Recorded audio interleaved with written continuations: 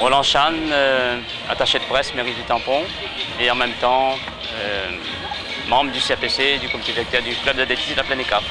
Vous savez, l'éco-marathon, la première édition a démarré en 2008. C'était un défi, on ne savait pas trop dans quelle direction on allait, mais le défi nous a donné raison de continuer. Ça a été un succès énorme dès la première édition. On a eu plus de 4000 participants, entre coureurs, relayeurs et marcheurs. Et on a continué cette année. L'année dernière, c'était le thème de la biodiversité. Cette année, on a choisi le thème de l'eau. Donc aujourd'hui, les gens viennent courir en associant le sport et le développement durable. Voilà un petit peu. C'est le mariage, développement durable et sport. Et Dieu sait si actuellement nous connaissons des problèmes d'eau à La Réunion, à Le Tampon, et même c'est planétaire en fait le problème. Donc c'est peut-être sensibiliser les gens, leur faire comprendre, à travers les enfants, à travers les coureurs, à travers ceux qui viennent marcher, que cette eau est précieuse, il faut la préserver, il faut la protéger. Voilà, c'est tout ça. C'est vrai que le contexte de cette année est un peu particulier puisque nous avons les Jeux des îles.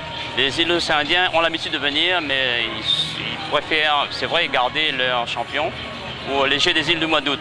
Donc on était privé quelque part, entre guillemets, de cette sympathique participation de la zone océanienne. Nous avons pu récupérer, passe-moi le terme, Laurence Goileau qui est de l'île Maurice. Elle est championne du Royal Raid, elle a gagné 2 fois. Nous avons également un Allemand, il vient de loin, un Allemand, c'est la première fois. Il ne parle pas français, mais il court très bien.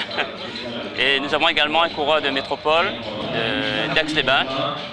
Donc il y a 3 extérieurs, plus les locaux, qui vont essayer de défendre bien nos couleurs.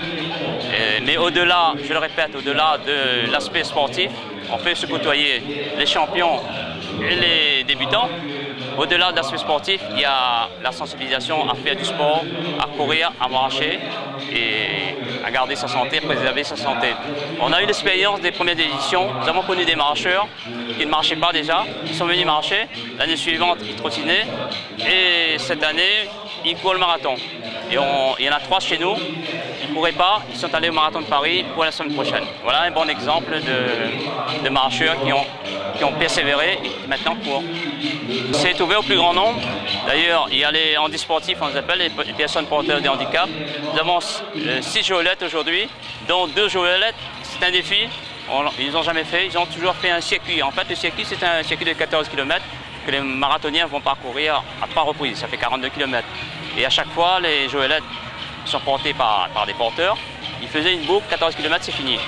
Mais ils ont pris goût apparemment, il y a 2 jolinettes qui vont tenter de faire 42 km. Là, je leur tiens un coup de chapeau. Mettez-vous à la place de ces porteurs qui vont porter quelqu'un sur 42 km. Bravo à ces handisportifs.